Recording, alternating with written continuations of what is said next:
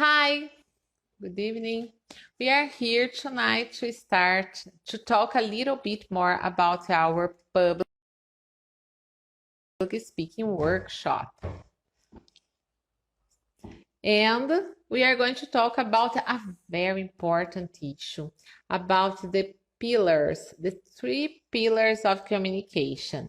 I'm going to invite Cliff here to answer online with me. And I also want to ask you to invite other people to come here to know our work. Hi, Bill. It's nice to see you here. Cliff, just a moment. We are with a kind of technical issue here.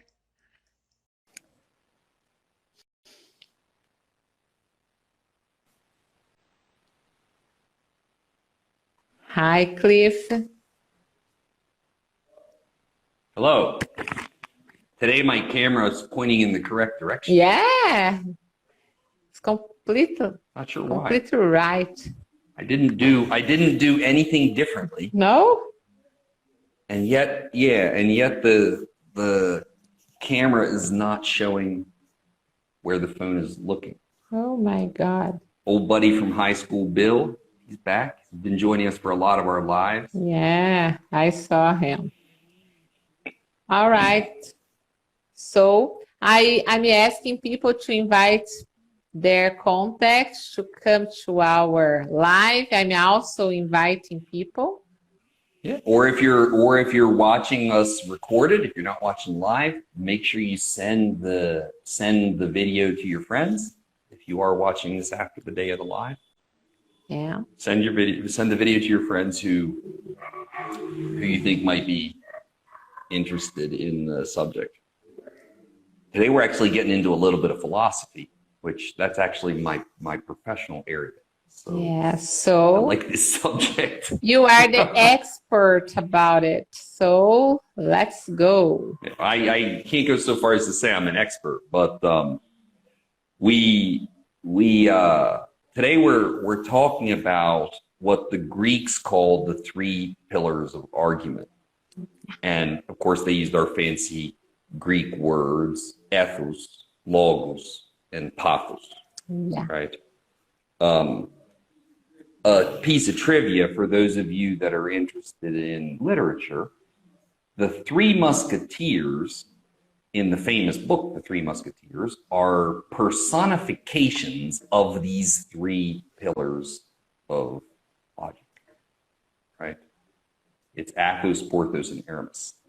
Yeah. And they are personifications of the three pillars, right? So you can see in the way they talk and the way they react to situations, how each one reacts to, how each one interacts with other characters and how they react to situations. So we created our own public speaking course. I think most people probably know about this, and we've got a big workshop coming up Saturday at 3 p.m. Mm-hmm. And this is one of the subjects that we delve into during our public speaking workshop. And here we're kind of talking about the way that you want to build up your content. Like, what do you put in when you're deciding what to say?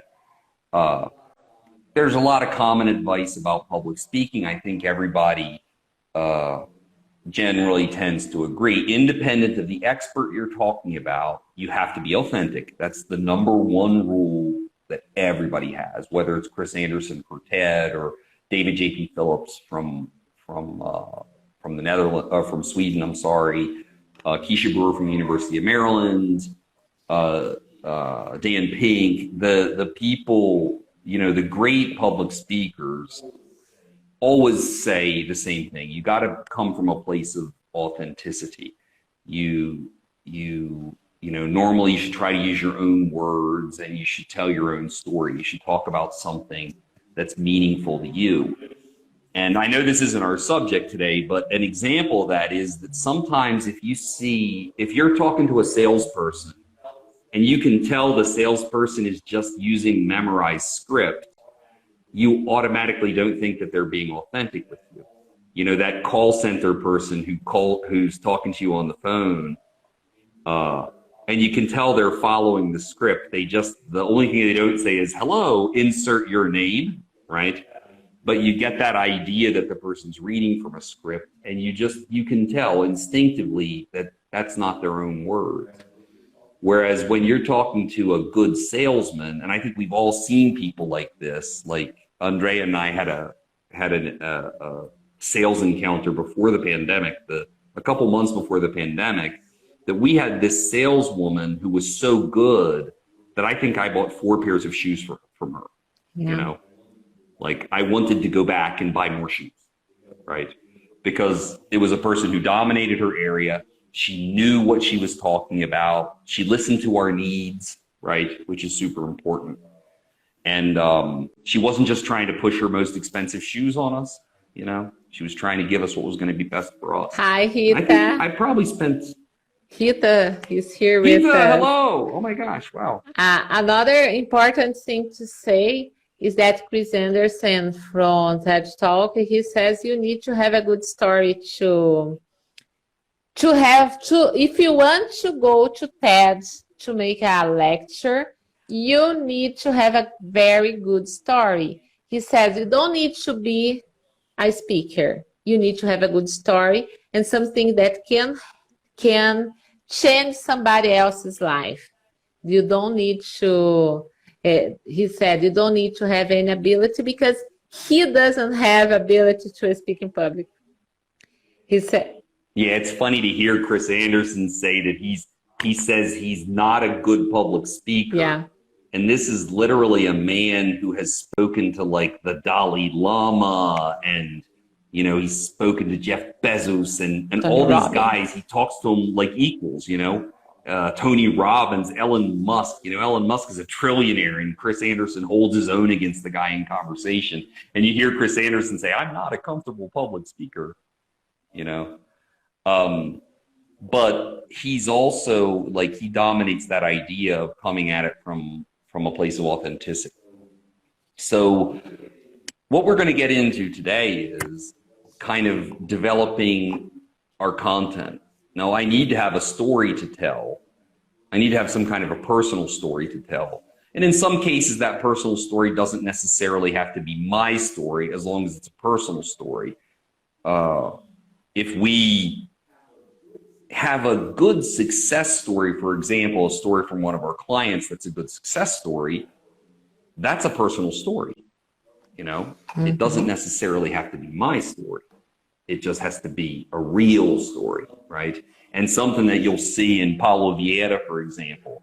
Does the story have to be 100% true? Not necessarily. It just has to be real. It just has to be something that people can connect to, you know? Mm-hmm. So when we're talking about developing content for our speeches, we go back to these guys, Aristotle and Plato, you know, the fundamental guys, and they talked about these 3 different things where you have logos, ethos, and pathos, right? I'm going to deal with them in that order because I would say that the problem that you see in most presentations and most work speeches or business speeches these days, like in your day-to-day work life, people use too many statistics. You know, you go to see a presentation from one of your coworkers, or heaven forbid you prepare your own presentation, and it's 41 slides of colored graphs, right? Just statistic after statistic after statistic. Now, logos, the idea of logos is true information, right? Logos is the idea of giving true information. So, you know, giving true information is good, and numbers can make an attachment to people, you know. But the key is that too much of anything is always a bad thing. They've done a bunch of interesting a bunch of interesting studies about PowerPoints. And David J.P. Phillips is, like the thing that he owes his world fame to now is his death by PowerPoint speech is the thing that propelled him into world fame. But his other stuff about body language is the stuff that we use most in our course. But when you look at the research on PowerPoint, you'll see that if I put one photograph in a PowerPoint presentation, it's going to increase retention of what's in the photograph by 85%. If in my PowerPoint I have one powerful statistic, it's going to increase retention by 85%.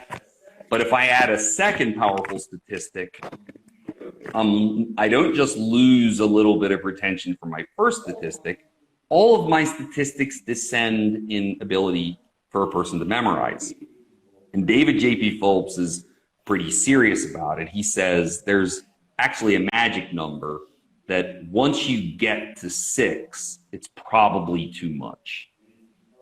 And it's because if you pay attention to this, if you see a group of objects, if it's less than 6, you don't have to count. You just know the number. If I see 3 things on a table, there's 3 apples. I don't have to count 3 apples. But if there are 7 apples, my brain can't do 7 without me making groups. And I do 4, 3, okay, 7, but I had to count them. So you have to judge. Like I want to put information into a presentation. But if I overload my audience with data, it's not going to become knowledge. And really what we want, like if I'm giving a presentation to you, I want to create knowledge for you. If I put, this isn't specifically about logos, but if I put one quote in my PowerPoint presentation or in my presentation, the chance of you remembering the quote is extremely high. If I put 2 or 3, you're probably not going to remember any of the quotes. It just bleeds into the other information. So you don't want to focus too much on one thing. We do need to give hard information to people. And certain people are very number-minded. I think we all have friends that are like that, like in those psychology tests that we take in college where they give 10 numbers and then 30 seconds later you have to repeat the 10 numbers. Everybody has that one friend that's like all 10 numbers in the same order, without making any mistakes. And, on average, it's like people get 4 or 5 of the numbers and, so some people are extremely number-minded and your statistics are going to grab them. But we have to give people context. And we talk about this a lot in our workshop about how important organization is. And it may seem cliched, guys, but if I tell my audience, I've got 3 important points to tell you. I build up anticipation, right? I'm going to create a positive feedback with the person because, well, he said he's going to tell us 3 things. He's told us 2. That means there's 1 thing left. So I'm already, like the audience is already listening for that 3rd piece of information. So if I have 3 important statistics, if I have 3 statistics that I want my audience to remember, I can tell them. I'm going to tell you 3 numbers today. And I want you to walk out of here with them, right? And then that builds up the anticipation. They see the first number and then you explain it. You put it in context. They're anticipating 2 more. Their brain is ready, preparing itself to remember 2 more. Yeah, that's... So logos is... Go ahead. That's why when you are in a presentation and you see the person is speaking, and sometimes you get tired because you don't know how long the person is going to tell something, how long is the presentation is going to be. If you say, so people, I'm going to give you 8 strategies to win something. 8 strategies for you to do your time management in a very good way. So the person is going to wait for 8, for 3, for 5. So they are going to pay attention. Oh, okay, there was going to it passed about 3. Okay, 5. I need to wait only for more 2 tips. So that's why we always use in our posts, well, we always use a kind of number. 8 tips about why you should come to our public speaking workshop. So that's very important because the person starts waiting for what you are going to say next because they know you have a limited number of information to give. I wanna jump on that and say one of the things that I don't like hearing people say is etc. Because etc. is this open-ended, unlimited thing. And what etc. ends up meaning most of the time to the listener is, I can't think of any more examples, you know? So it's much better for us to have a closed number. You give 3 examples. I give a such as at the beginning of my list, and I say such as, and then I give my 3 examples. Such as already implies that it's an open list, but I'm just giving you 3 examples, and that's a concrete number. It's easy to process, and your audience is going to come away from it with more retention.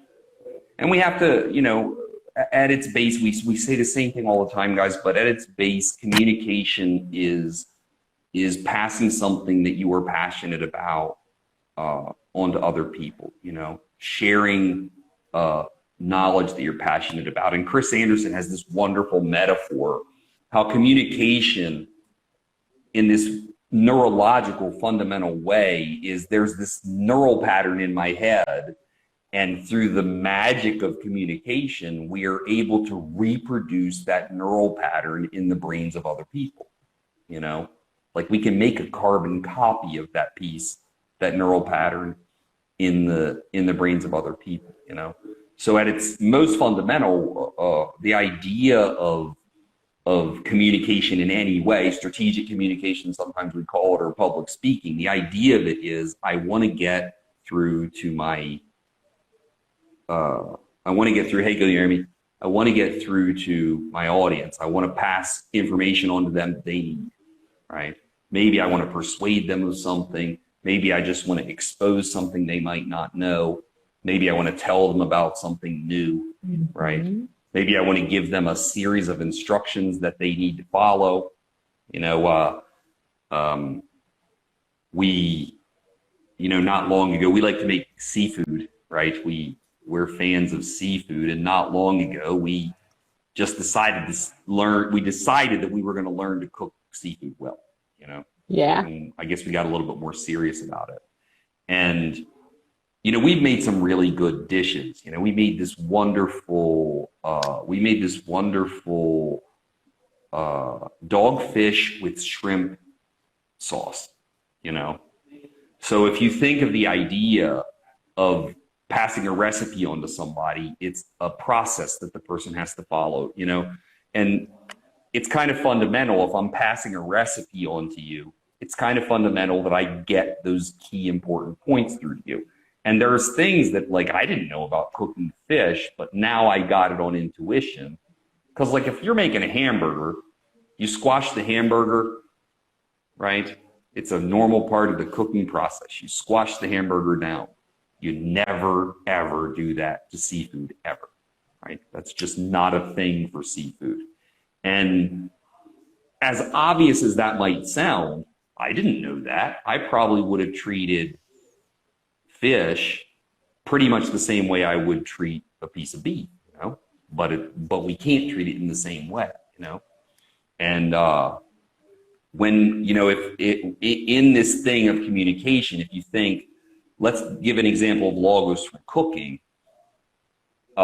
This Brazilian chef, and I can't remember her name, I'm sorry guys, but this Brazilian chef is giving pointers to you know, amateur chefs like us. And she's like, well, how do you know when to turn over your fish? And what you do is that underneath a representative sized piece of your fish, you lift up the edge, and if you see that you're starting to get that good golden brown color, now it's time to turn it over. And you just need to turn it for, a very short period of time to brown the other side, and then your fish is cooked, it's tender, it falls apart in your mouth, it like melts in your mouth. So it's an example, like giving that specific piece of information. If you get that golden brown color, it's time to turn it, right? That's good for a lot of reasons. It's sensory language, which we're going to get into on Saturday, how important sensory language is to use, because when we address people's senses, we pull them into what it is we're saying. When you tell people about the smells, when you tell people about the things they feel, physically feel, right? It's a great way to draw them in and make them part of what it is you're saying. So logos, we would say, is the information that I'm going to give the person. But the fact is that information never convinced anyone of anything. And if you look at many people have type 2 diabetes, for example, and your doctor gives you the information and tells you about, talks to your blood sugar levels and tells you how important it is to maintain and explains the risks of necrosis and amputation in these things. It's just information, and just giving people information, unfortunately, doesn't convince them to change their behavior.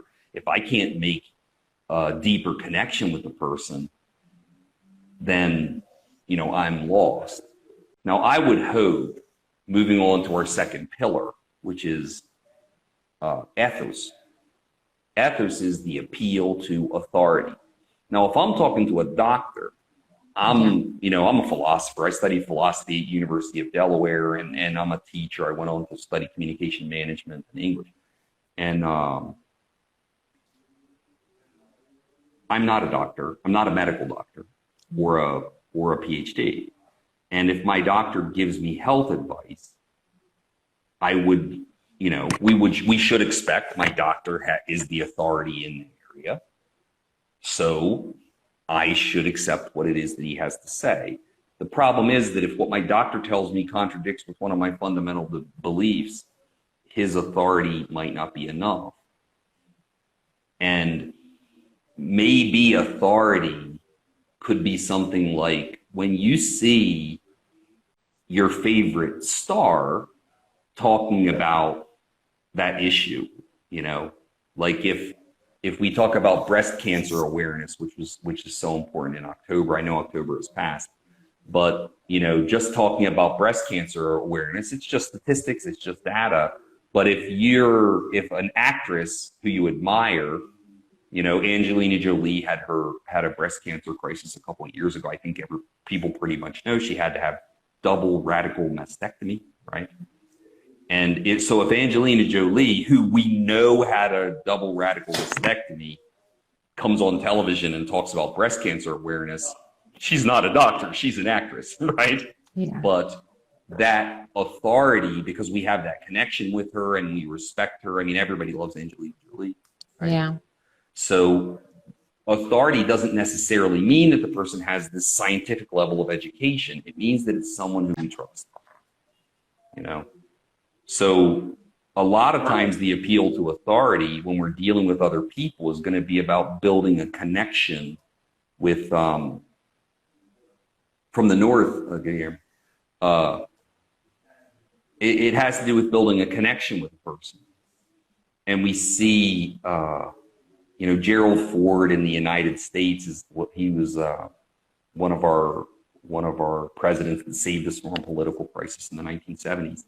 He was known to be able to negotiate with some of the worst world leaders of that time. Ford was able to sit down at tables with leaders that nobody else was willing to even talk to. And he said, yeah, but these are human beings and there is something good in them. And I find that good thing and establish a common ground with them. And then I build my relationship with them off of that.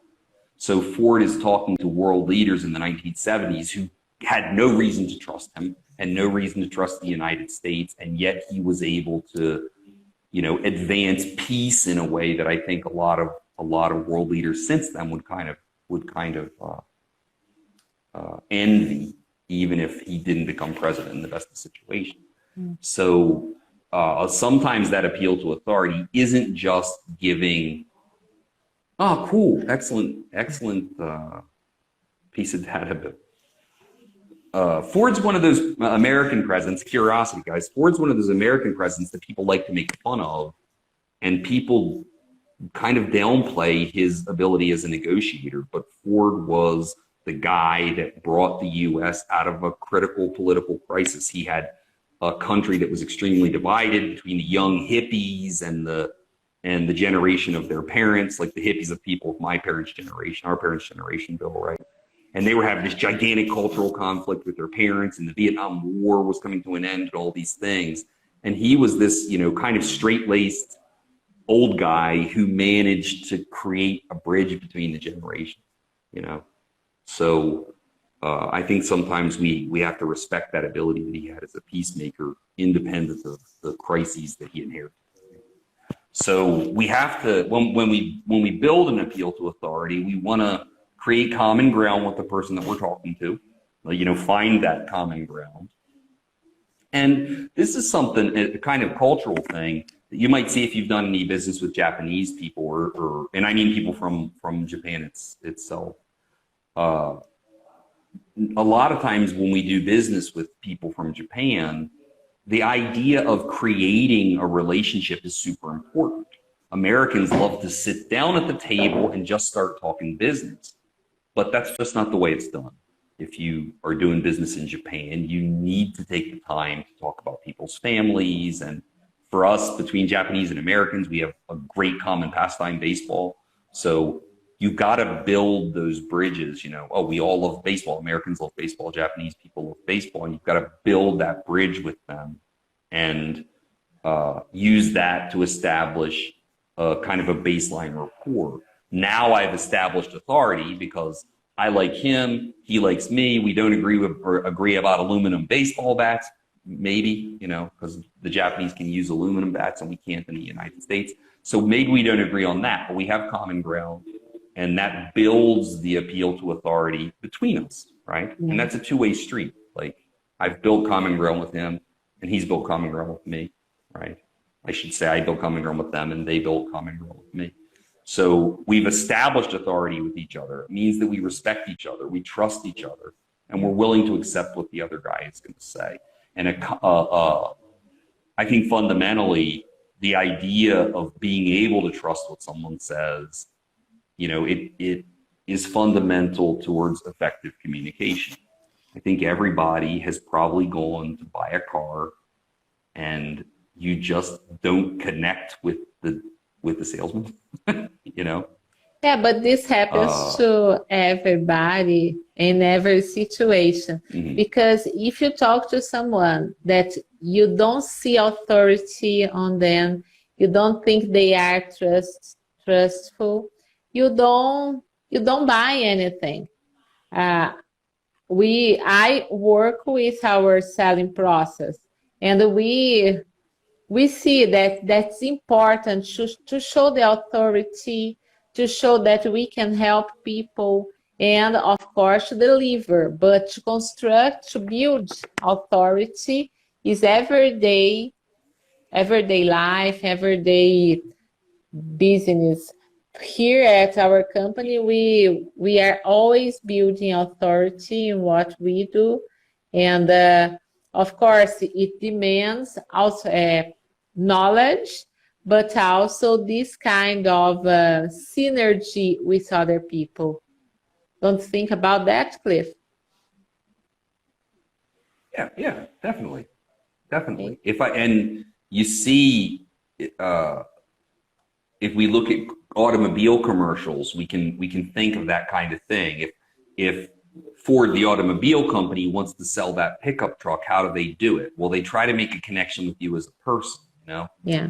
If you know, the idea of it's the truck of the working person, it's the truck of honest people, and they try to build that connection in a television commercial. They try to build that connection with you. That's that kind of thing. Like that is the type of person that I am. Yeah. So that's going to be my truck, you know? So I think that that's super important. But I think that as far as, you know, what Andrea is saying, when we deal with our clients, we try to keep our clients' success in mind. Yeah. Like one of our focuses is, if I want my clients to reach their goals, you know, and we talk about this, we melt a lot our personal and business lives, right? Because this is my girlfriend, everyone hands off, right? Just, you know, right? Not just my business partner, but also my girlfriend. So watch, right? So we talk about this a lot, but you know, nothing makes us happier than that international business opportunity. Nothing makes us happier than that, you know, gigantic sale, and nothing makes us happier than getting into the international university project, or selling not selling, but convincing them that your master's degree is worth investing in, and things like that. So, you know, if we have the same goals, I don't want to step on Keisha Brewer again, but like, it's true. If we find that we have the same goals, if your goals and our goals are the same, we're going to walk together to get there. We're going to work together to get there. I think everybody knows that you don't achieve great things by yourself. You achieve great things through building a great network and you know, having great cooperative relationships with people. So when we deal with our clients tend to turn into our friends, and our goals are very well aligned. I think it's, you know, part of the heart of the business. Our client's success is our success. I always have it in mind. So our last of the three pillars, before we run out of time, the last of the three pillars is pathos, which pathos we see in the word empathy. The root word pathos has to do with emotions, right? Mm-hmm. And a big part of building pathos is the idea of telling a good story. And Andrea has already talked about this a little bit tonight. You got to have a story. You have to have a story to tell. It's got to come from the heart, whether it is your personal story or a story that you're relating, so that, you know, so your audience can see where you're coming from. I'm reminded of that, like, there's this white American banker, I can't remember her name, but there's this like very white American banker talking about helping women in a slum in Nairobi work themselves out of poverty, you know.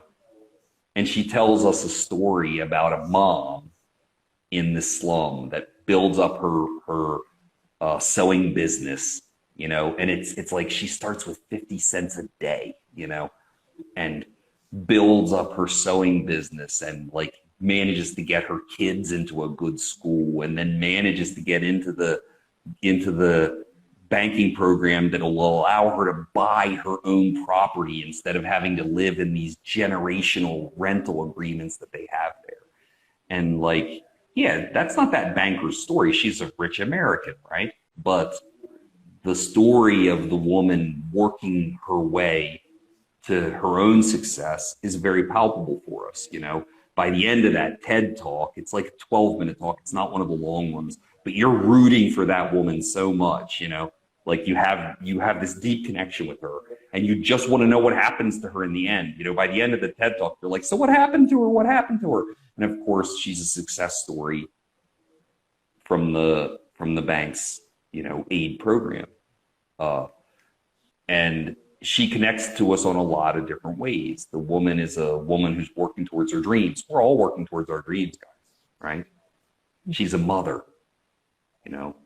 a lot of us are mothers, or we have that child that we're deeply connected to, right? She's ambitious because she builds her own success, you know. She built her own business.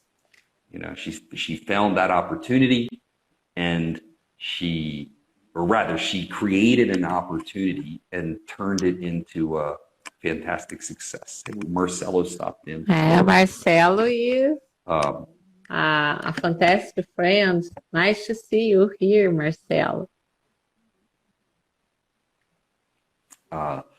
So the point of the appeal to emotions is to give a person a personal connection. You know, why does fabric softener show a puppy, you know, or a baby, right?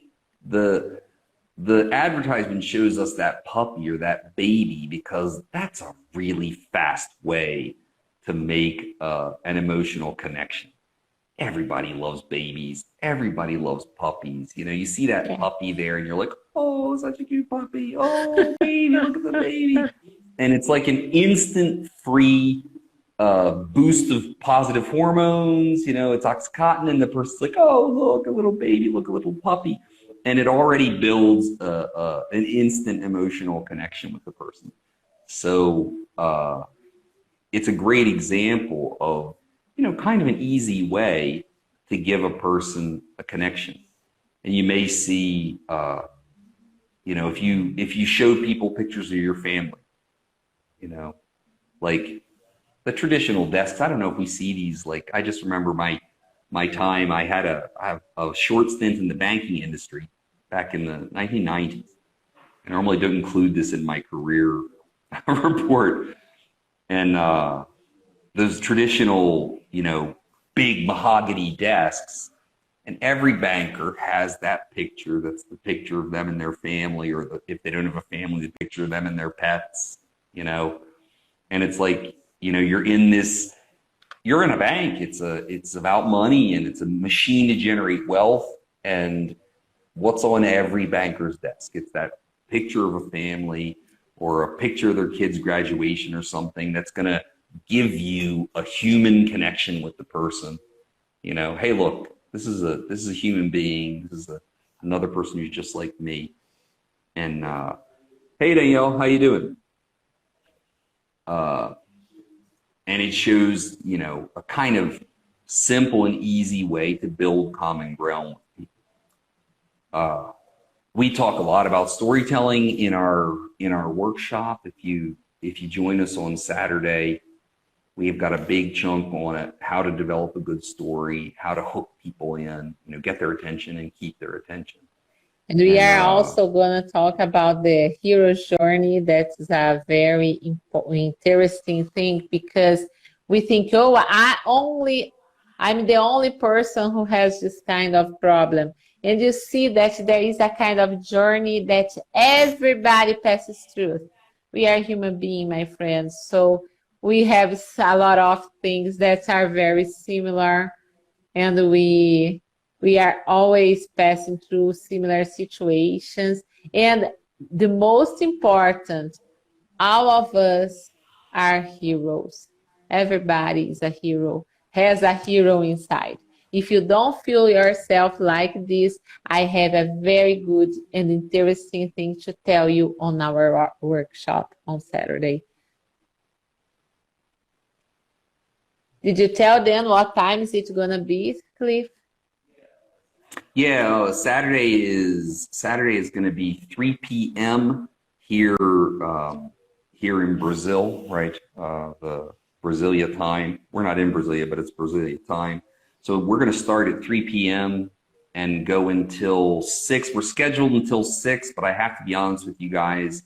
Andrea and I love this area, and we do have a tendency to go a little bit over. So don't, like, you know, if you do join us on Saturday, don't sit there looking at your watch expecting it to be a crisp 6 p.m. ending. Sometimes we go a little bit over 6:30, maybe 6:40, but we'll try to keep it. We'll try to keep it to the 3 hours and let you guys.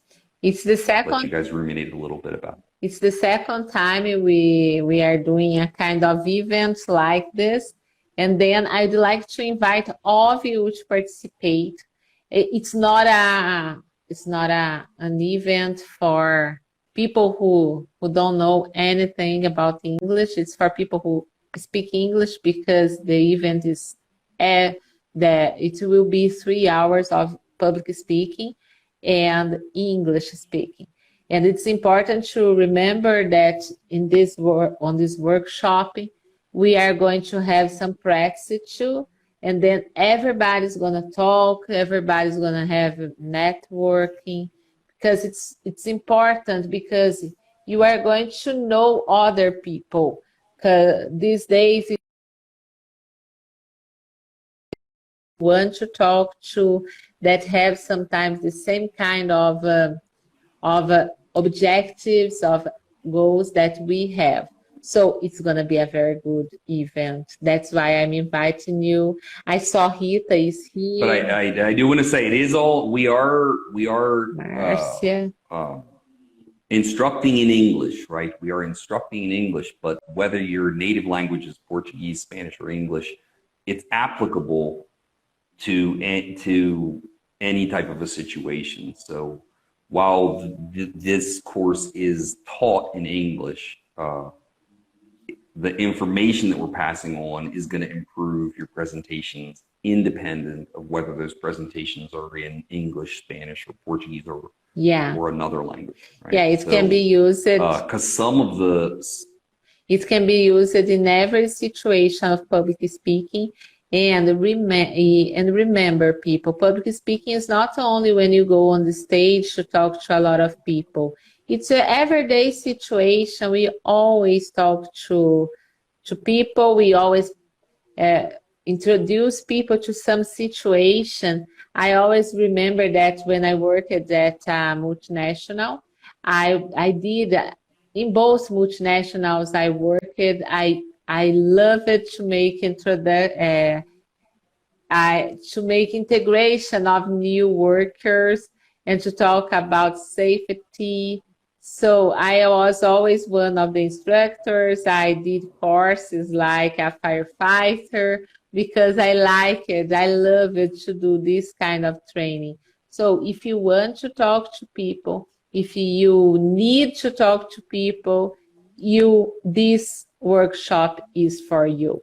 And it has a very good, we have a short subscription enrollment tax, right?